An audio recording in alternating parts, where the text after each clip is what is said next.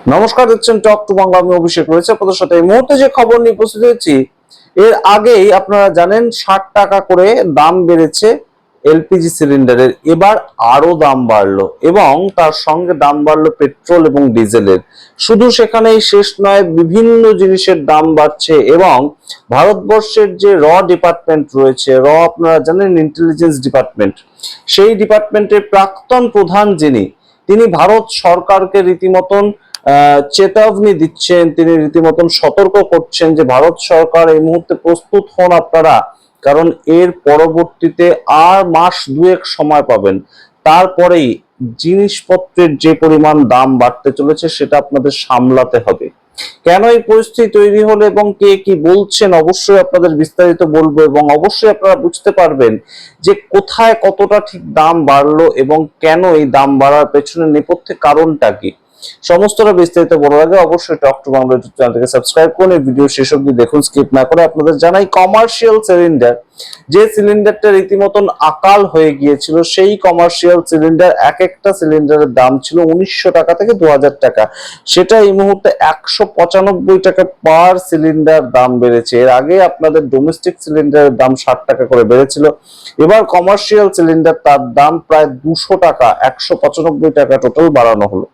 এই গেল যদি দ্বিতীয় হচ্ছে 5 কেজির একটা সিলিন্ডার পাওয়া যায়, 5 কেজি, সেটাকে বলা হয় FTL সিলিন্ডার। সেই 5 কেজির যে সিলিন্ডার, ছোট গ্যাস, সেই সিলিন্ডার প্রতি দাম বাড়ানো হয়েছে 51 টাকা করে। এবং আপনাদেরকে জানাই যে এখানেই যদি আপনারা ভেবে থাকেন যে শেষ, কখনো তো এখানেই শেষ নয়, তার সঙ্গে পেট্রোল এবং ডিজেলের দাম অবশ্যই 100 টাকা থেকে বেড়ে প্রিমিয়াম পেট্রোল যেটা, সেটা 100 টাকা। দিল্লির খবর অনুযায়ী আমরা বলছি, দিল্লির রেট অনুযায়ী, পশ্চিমবঙ্গের রেট আরো অনেক বেশি, সেটা 100 টাকা থেকে বাড়িয়ে 149 টাকা করা হয়েছে। এবং প্রিমিয়াম ডিজেলের দাম 92 টাকা থেকে বাড়িয়ে 93 টাকা করা হয়েছে। সুতরাং এই যে প্রেক্ষাপটটা সামগ্রিকভাবে, সেটা কিন্তু অবশ্যই এই মুহূর্তে বেশ খানিকটা তাৎপর্যপূর্ণ এবং গভীরতাপূর্ণ। তার কারণ, ভারতবর্ষে এই যে সামগ্রিক সিলিন্ডারের দাম বাড়ছে, পেট্রোলিয়ামের দাম বাড়ছে, ডিজেলের দাম বাড়ছে, তাতে যে প্রভাবটা একদম সরাসরি যে জায়গায় গিয়ে পড়ে, সেটা হচ্ছে প্লেনের টিকিট। প্লেনের টিকিট এই মুহূর্তে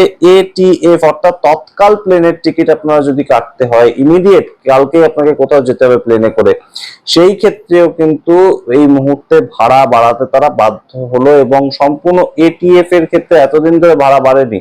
এই যে তেলের সংকট, জ্বালানির সংকট, যেটাকে বারংবার মোদী সরকার বলছে কোনো ধরনের কোনো সংকট নেই, সেই ভাড়া এতদিন ধরে বাড়েনি, কিন্তু এখন বাড়াতে হলো। কিন্তু সমস্যা হচ্ছে, মোদী সরকার এখনো স্বীকার করতে চাইছে না যে আদপেই তেলের কোনো সংকট সারা দেশ জুড়ে কোথাও রয়েছে। ভারতবর্ষের যে ডিপার্টমেন্ট ইন্টেলিজেন্স, আপনারা জানেন, তার প্রাক্তন যে হেড রয়েছেন বিক্রম সুদ, তিনি খুব গুরুত্বপূর্ণ একটা বক্তব্য রেখেছেন এবং ভারত সরকারকে রীতিমতন একদম সতর্ক বার্তা দিয়েছেন তিনি, যে এই মুহূর্তে ভারত সরকার সতর্ক হোক। এবং অবশ্যই এই মুহূর্তে তিনি যে কথাটা বলছেন খুব গুরুত্বপূর্ণ। তিনি বলছেন, আর 2 মাস পর সরকার সমস্ত তেল, সমস্ত গ্যাস, তার যখন রিজার্ভেশনটা কমে যাবে সরকারের কাছে, তখন কিন্তু অবশ্যই চাপ সারা ভারতবাসীর উপর পড়বে।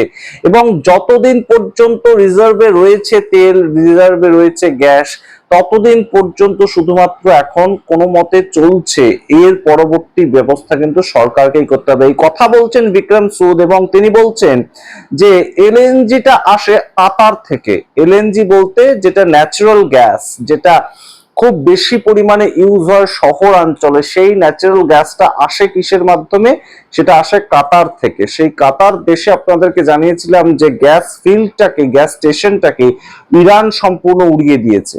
এবং যুদ্ধের এই যে প্রভাব, সেটা কাতারে আবারও একদম আগের মতন করতে, পূর্ণমুশিকভাবে সেই ধরনের জায়গায় ফিরতে 4 থেকে 5 বছর সময় লাগবে, তেমন জানাচ্ছে কাতারের সরকার। এবং সাধারণ যে তেল, পেট্রোল, ডিজেল, সেটা আসে আরব এবং তার সঙ্গে মিডল ইস্টের বিভিন্ন দেশ থেকে। তো এই যে সংকট, এই সংকট যদি ভারত সরকার এক্ষুনি কমাতে না পারে, হরমুজ প্রণালী দিয়ে যদি বিভিন্ন ধরনের ভারতের যে শিপগুলো আটকে আছে, জাহাজগুলো আটকে আছে, সেগুলো যদি নিয়ে আসতে তারা সমর্থ না হয়, তাহলে কিন্তু অবশ্যই সেটাকে নিয়ে ভারতবাসীর একটা বড় সড় যন্ত্রণার কারণ হয়ে দাঁড়াবে, তেমন বলছেন বিক্রম সুদ। এবং অবশ্যই এই মুহূর্তে তার কথাটা গুরুত্ব পায় বইকি, কারণটা হচ্ছে একদম সরাসরি হরমুজ প্রণালীতে শুধুই কি তেল আর একদম শুধুই গ্যাস আটকে রয়েছে তেমন আপনারা মনে করেন? তেমন কিন্তু নয় বিষয়টা। তার সঙ্গে আর কি কি জিনিস আটকে রয়েছে, বহু জিনিস যেমন আটকে রয়েছে। সবচেয়ে বেশি যেটা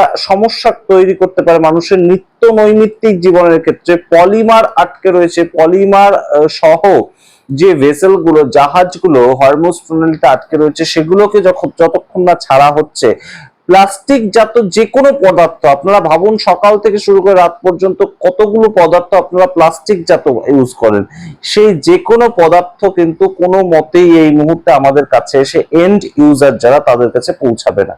এবং এই সামগ্রিক প্রেক্ষাপটটা কিন্তু তৈরি হতে যাচ্ছে। এবং এই মুহূর্তে নরেন্দ্র মোদী সরকার পেট্রোল বা ডিজেলের যে দামটা সেটা বাড়তে দেয়নি।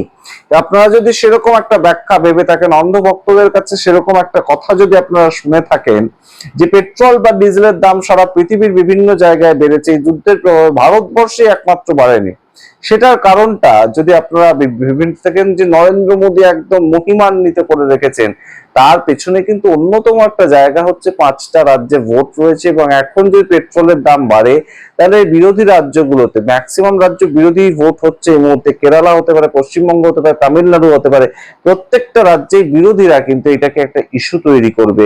এবং ভোটের বাজারে সেই ইস্যুটা খুব একটা সুখকর হবে কি, এই প্রশ্ন কিন্তু এই মুহূর্তে ওঠে। এবং তার সঙ্গে যে ব্যাখ্যাটা আরো উঠে আসছে যে হঠাৎ করে এক্সাইজ ডিউটি কম করলো কেন্দ্রীয় সরকার, যে কেন্দ্রীয় সরকার এতদিন ধরে এক্সাইজ ডিউটি কম করার কথা ভাবলো না, যারা পেট্রোল পাম্পের মালিক কিংবা এন্ড ইউজার তাদের কথা ভাবলো না, এই যে এখন 10 টাকা বা 12 টাকা এক্সাইজ ডিউটি কম করলো, সেই ক্ষেত্রে আভ্যন্তরীণ শুল্কটা আগে যদি কম করতো তাহলে তো পেট্রোলের দাম যদি পশ্চিমবঙ্গে এই 106 টাকা পার লিটার হয়ে থাকে, কাছাকাছি 106 টাকা, তাহলে সেই ক্ষেত্রে তো সেটা 96 টাকায় নেমে আসতো যদি এত দিন ধরে সেটা 10 টাকা আরো কম করা হতো অভ্যন্তরীণ শুল্কটা কেন্দ্রীয় সরকার থেকে।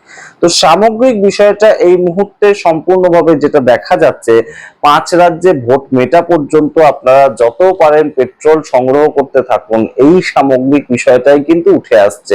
কারণ তারপর পেট্রোলের লিটার পিছু দাম বাড়তে চলেছে, এবং যেটা অলরেডি প্রিমিয়াম পেট্রোলের দাম বেড়ে গিয়েছে, প্রিমিয়াম ডিজেলের দাম বেড়ে গিয়েছে। এবং আপনাদেরকে আগেই জানিয়েছি যে কমার্শিয়াল সিলিন্ডার সেটার দাম 195 টাকা করে বাড়লো, যে কমার্শিয়াল সিলিন্ডার পাওয়াই যাচ্ছে না, 1900 থেকে 2000 টাকা দাম এক একটা কমার্শিয়াল সিলিন্ডারে, সেটার দাম বাড়লো সরকারের পক্ষ থেকে 195 টাকা পার সিলিন্ডার। এবং 5 কেজির যে সিলিন্ডার সেটা 51 টাকা পার সিলিন্ডার বাড়লো। সুতরাং সমস্ত দিক থেকে কিন্তু এই মুহূর্তে ভারতবাসীকে ভোগ করতে হবে নরেন্দ্র মোদী তিনি নীতিন ইয়াহুর সঙ্গে যে বন্ধুত্বপূর্ণ সম্পর্কটা দেখিয়েছিলেন, এবং we will stand by Israel, এই কথাটার মাসুর আর ঠিক কতদিন গুনতে হবে ভারতবাসীকে আমরা জানি না।